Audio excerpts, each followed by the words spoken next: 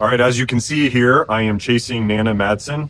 I'm about to go in, play the second round of the Women's Scottish Open. Please wish me luck. I'm hoping at some point I'm going to be able to compete and even show up on the leaderboard with the PGA Tour guys, but I haven't even been close. Just a little shorter course has helped. All right, here we go. I'm going to my tournament round. This is the second round of the Women's Scottish Open. This has been really, really fun. One, it's made the watching this golf tournament really entertaining. I just finished watching it, and obviously 10 under is super low, especially through 2 rounds. But I'm enjoying it, and it gets us prepped for the Open that comes for the ladies next week. So I'm pretty excited to play this. As a reminder for those who haven't tuned in, I'm Chris Gallegos. I'm aspiring to get back to scratch after multiple injuries. I've gotten only older and worse as a golfer as the time has gone on. And this is one of the ways I'm trying to have some accountability and get better. Now, having said that, as I've played the 3M Open, which is kind of a boring golf tournament, it's a no-name golf tournament. I don't even know who's in it, in all reality. But I still can't even compete when it comes to playing really well. I think the best round I've shot from the back tees of a tour course on the simulator is 1 under. So it's been really, really difficult to get good scores. And it's mostly just because of a distance thing. The course is so long and I need the rollout, to even have a chance. And, the simulator doesn't have a lot of rollout, and I tend to spin my driver. I can't quite find that sweet setting that helps me play golf at that altitude or when it's at sea level. Here, I need more spin, and my driver's set up to provide more spin just so I can hit it straighter, so you don't get these crazy sprayed golf shots everywhere. So anyway, join me. Let's see if I can compete for the lead here. I had a really good start, shot 64 the first round, and now I am on my second round, and the projected cut is +5. I'm pretty sure I'm safe within that, which is fantastic. This is the second cut I've made at a professional golf tournament, in my time doing this, and I'm pretty excited. One of the things that I was thinking about recently is the Grant Horvat deal. There was so much controversy, and it was something I wanted to talk about. And he declined the Barracuda Open, and I couldn't believe how many people were upset about this. And to me, it was kind of made no sense at all for him to play. He is a YouTube golfer with the ambition of providing behind the scenes YouTube content. And it was nice for the PGA Tour to help with this, facilitate, but they couldn't figure out a way in which they could have him film. And from what I understand, when I was watching an interview with Wes Bryant, that he was going to be within the limits, or at least the media right limits of the PGA Tour anyway, and they wouldn't allow it. So it made sense for him to not compete there, which I don't blame him at all. But not understanding the upset. I don't understand why golf, it's like everything in the world has to be divisive. I don't get it. Let's watch good golf. I watched so far today. This is just today. The only tournament I'm not going to watch is the 3M Open. Now, that's unusual for me to not watch the PGA Tour golf tournament.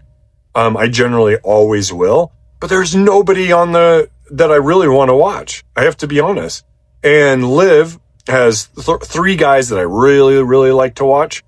And the only reason I really like to watch them is because I can follow them on YouTube. It's entertaining. I kind of have a relationship with them in the sense that I have an idea of how and who they are and the things that they care about and what they do to play good golf. And I really, really enjoy that. Now, I'm hoping there'll be some more LPGA, if they'll allow that at some point, or if there's a women's live, something where we can get to know these young women who are playing golf, and then I can have a vested interest in certain individuals. Like I just don't have a vested interest in Nana Madsen. I don't know her. I don't know much about her. All I know is that she's 10 under, and I've just tied her, by the way. And, she's playing great golf, but I just don't know who she is. It's the same when I watch, you got to really think about your kids. For example, for those that don't have kids, I have the opportunity to, when they watch YouTube, they get to know these players, and that's meaningful, especially to youth. I'm sorry, they're not getting to know Scottie Scheffler from a press conference. My kids aren't watching a press conference. Now, do they like Scottie Scheffler? Absolutely. They love watching him, and they will tune in. But when it comes to okay, let's do fantasy golf, or let's watch the Open, they are vested in a Bryson DeChambeau. They're vested in the golfers that have personalities that they get to know. I think the PGA Tour with new leadership is going to figure this out. I hope so. I hope the LPGA is the same. And then, obviously, I think Liv has a pretty good understanding of this. All right, I just took the lead.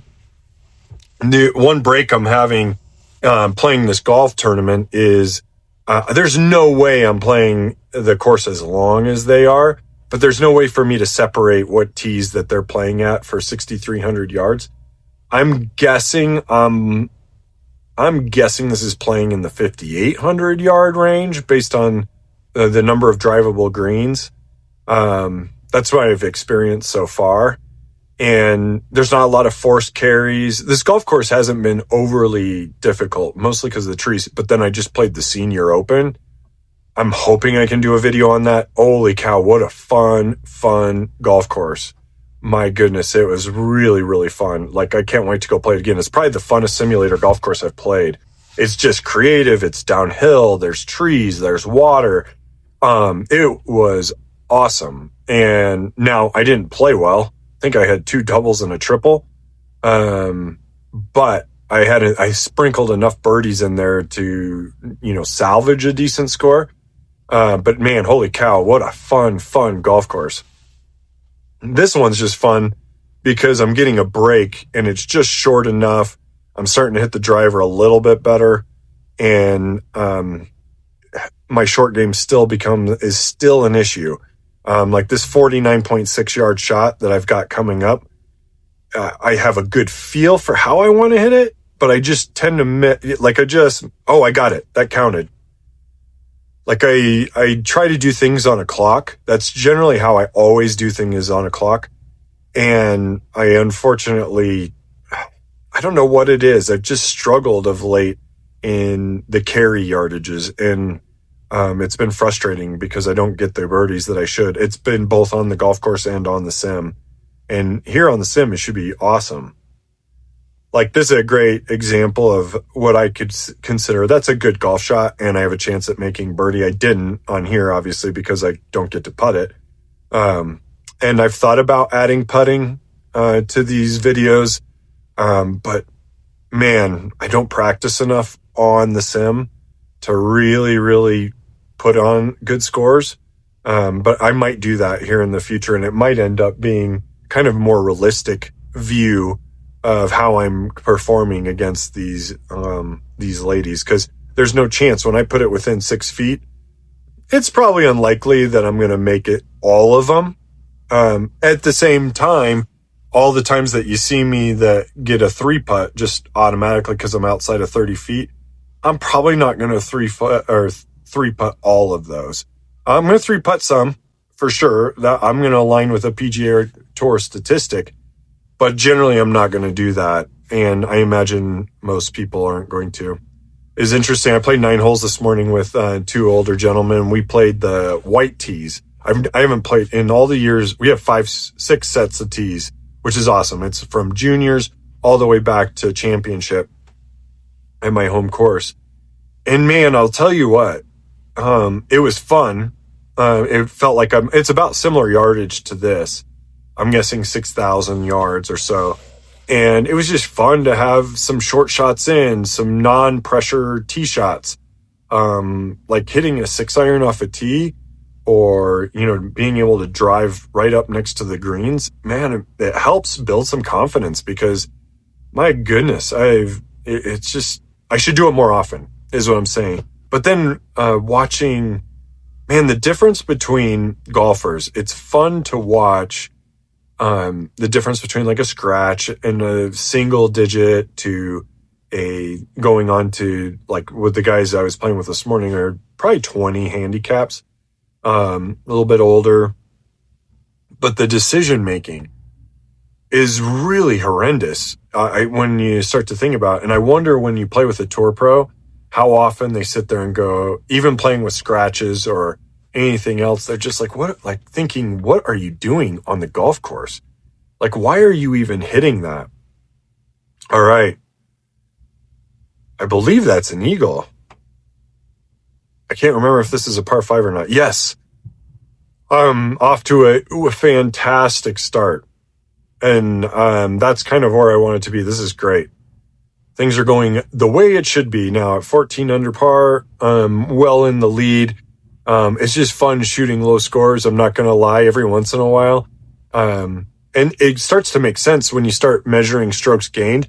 I have started to, when I've played strokes gained, and starting to understand that even with my own golf ball when I'm playing, my statistics and things like that, par is almost irrelevant. It really is. Now, there's like a par or a score that you can shoot, and it's better than your previous scores, and it's better than the other golfers that you're playing with.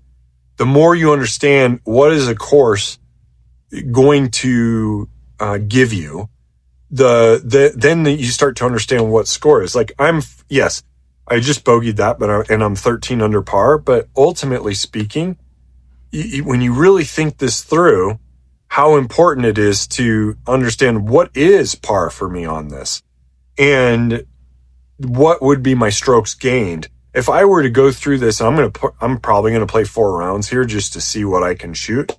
It might be 22 under par is really what the number should be for me personally on a strokes gained standpoint, playing from the ladies' tees.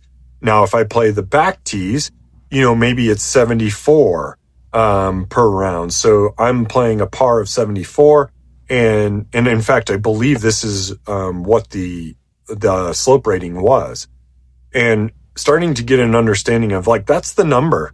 It's like, I look at 72, but 72 is different at every golf course you play. And obviously we know these things, but it's really becoming apparent as I play different tees.